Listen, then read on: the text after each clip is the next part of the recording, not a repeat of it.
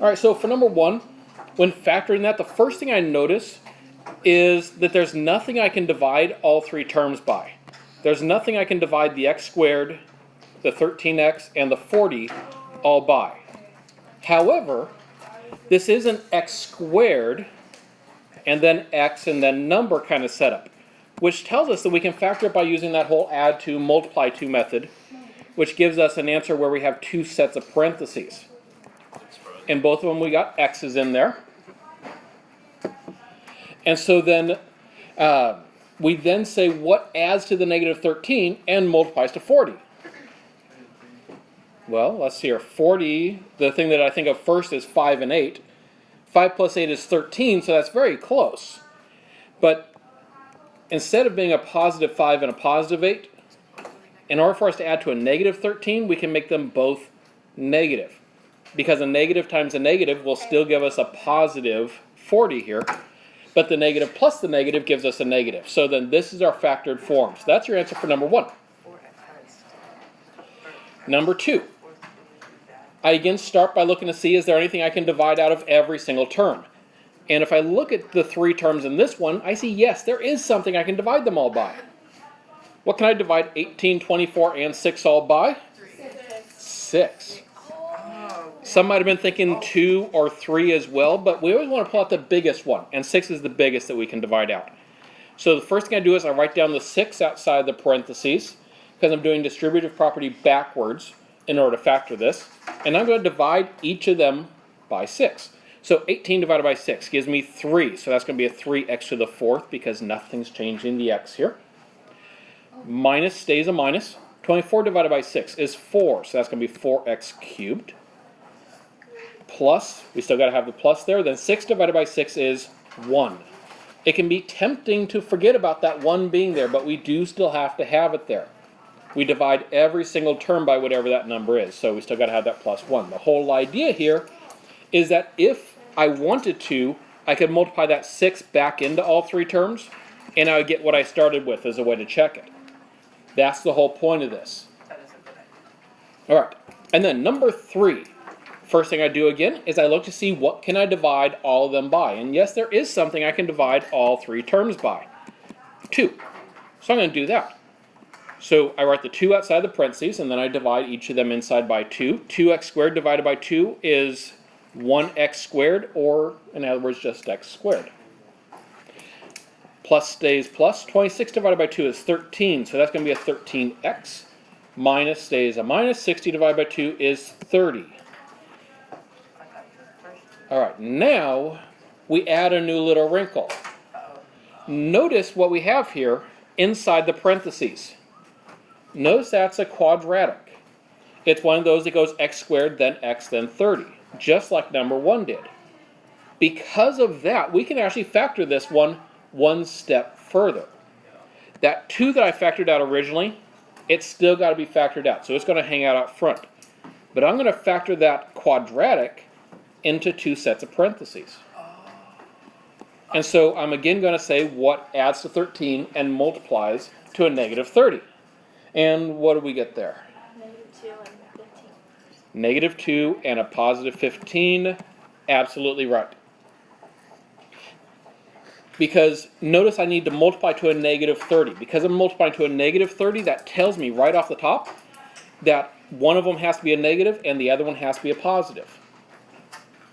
And then I look to see what can let me add to a positive 13. But start by noticing that negative positive. Otherwise, you might be tempted into thinking that it's 10 and 3. But the only way that 10 and 3 works is if they're both the same sign. And they can't be here because we're multiplying to a negative.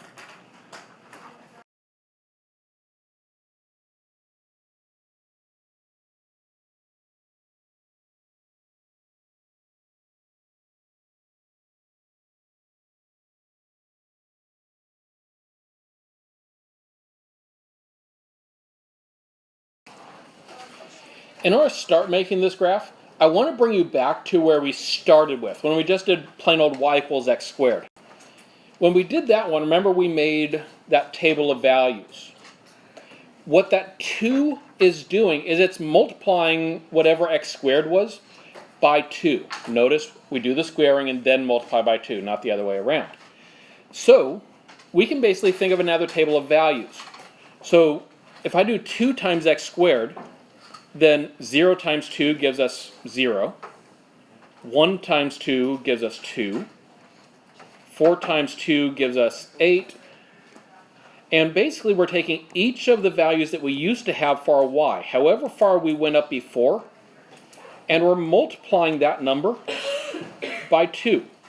So the general effect is we're multiplying the y values by 2. As a result, what we're doing here is we are applying a vertical stretch by a factor of 2. Vertical because it's affecting our y values, and a stretch because we're multiplying. Every time you multiply, it's always going to be a stretch. So we then can actually plot these points to see what this will come out looking like. So remember, this middle column, that was just what we used to get for x squared, so we can ignore that when graphing here. So my first point that I'm plotting here is going to be 0, 0. Go ahead and put a point there at 0, 0. Then I'm going to go to 1, 2. So 1, 2.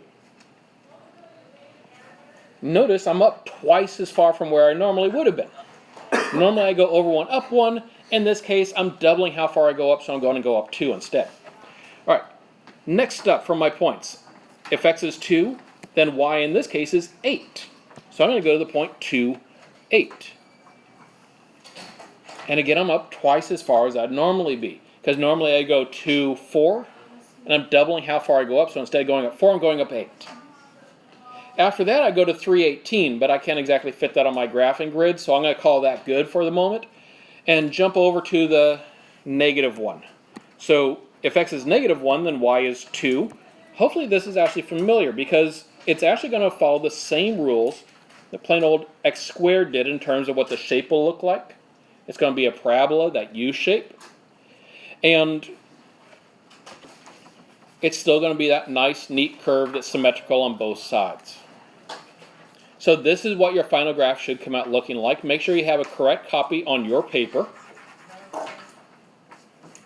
And then you're going to often be asked to describe the transformations. When you describe the transformations for this graph, we all remember multiplying our y value, so that's vertically changing it, by a factor of 2. So we'd say it's vertically stretched by a factor of 2 when we describe the transformations for something like this. Make sure you got all those little details noted, including the transformations. You don't need to describe the transformations, but write down vertically stretched by a factor of 2, because that's going to be something you're asked a lot later. And hopefully as you're seeing this, this seems a bit familiar, because we did vertical stretches with absolute value as well. With absolute value, though, as you may recall, when we did a vertical stretch by a factor of 2 with absolute value, it meant we did go over 1 and up 2, but we kept going over 1 and up 2 because it had a constant slope. This one does not have a constant slope, remember, though. So while the same idea can apply, we can't just say, oh, well, that means it's always going to be over 1 and up 2, because it changes every time. So we think about, what do I normally go over and up, and I double that up. All right, having seen that one, you should be able to graph this now. You have all the tools already. So go ahead and set up a graphing grid, write down the equation, and graph this equation. All right, so when making this graph, the first thing I want to plot is I want to plot the vertex.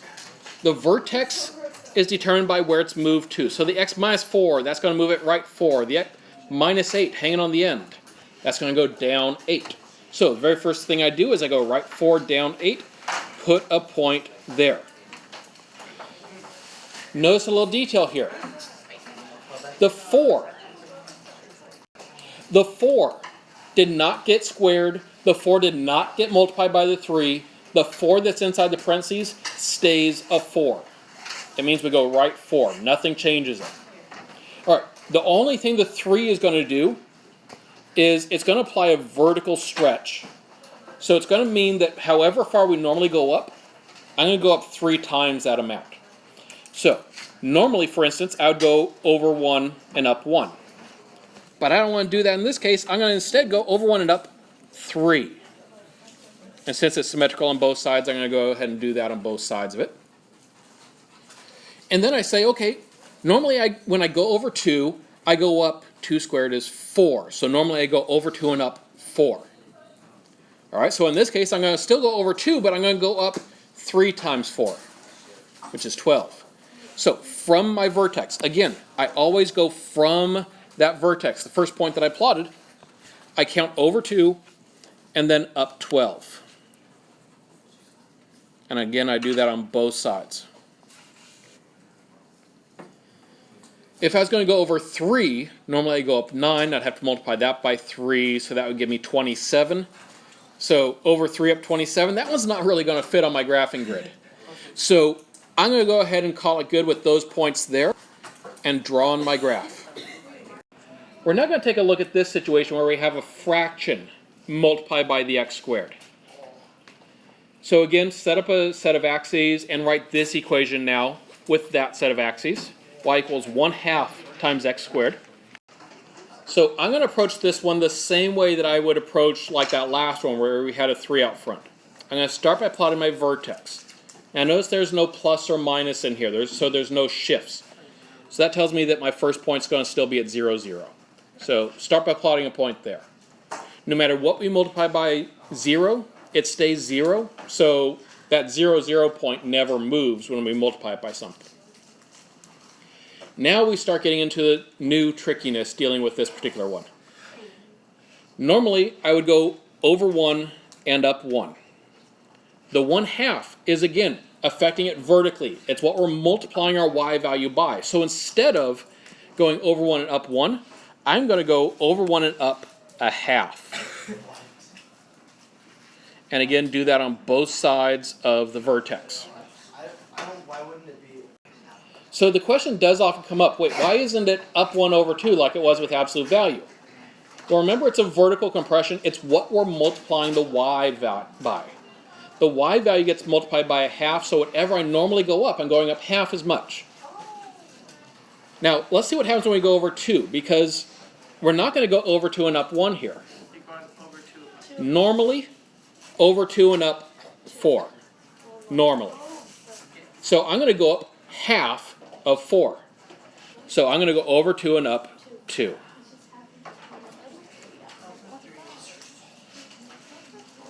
So I do that on both sides. All right, let's go over 3. When I go over 3, normally I go up 9, because 3 squared is 9. So in this case, I'm going to go up half of 9. 9 divided by 2 is 4.5. So I'm going to go over 3 and up 4.5.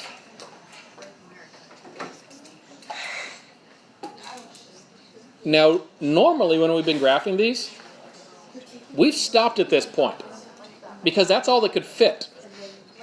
But more fit in this case.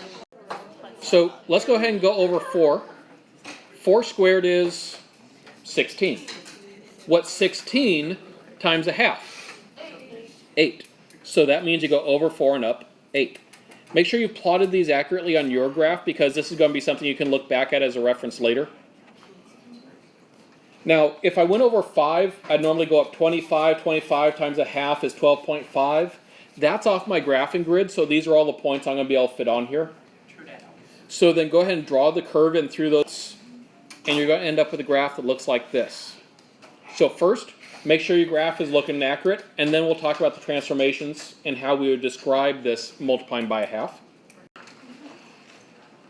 All right, so then when we go and describe the transformations, in this case, we're multiplying by 1/2. So again, that's still vertical because it was still affecting the up and down, but in this case it's getting smaller. So we don't want to say it's stretched, because stretch makes it bigger. So instead we say it's vertically compressed by a factor of 1/2. So the transformation here, just one of them, because we're just multiplying by the 1/2, it is a vertical compression by a factor of 1/2. So as you're graphing this one, whatever you normally go up, you're multiplying by 1/3. That's the same as dividing by 3. Let's check a few of the first points. 0, 0 is the same. You'll go over 1 and up a third. Be as accurate as you can with those. Over 2 is normally up 4. 1/3 of 4 is 4/3, or 1 1/3, or 1.3 repeating if you prefer. So you go to 1 1/3. And when we go over 3, we normally go up, 3 squared is 9. 1/3 of 9 is 3. So check those points, make sure they're all accurately plotted. So check the rest of the points. The rest of all these come from taking whatever we normally go up and multiplying it by a third. So for instance, normally it's over 4 and up 16. 16 times a third is, well, let's see here, 16 thirds, that's 5 1/3, so it's 5 1/3, or 5.3 repeating. And that's actually where this point comes from. And you repeat the same process for getting the other ones along the way. All right, time to step it up. Please graph this equation. This is the last one we're going to graph together today. Check your answers for your graph. Make sure that your graph is looking accurate. And then once you've made sure that each of those points is accurately plotted on your graph, go ahead and now take out a moment and list out what are the transformations, where's the vertex, what's the equation for the axis of symmetry, and what is the range for this graph. How would you do range?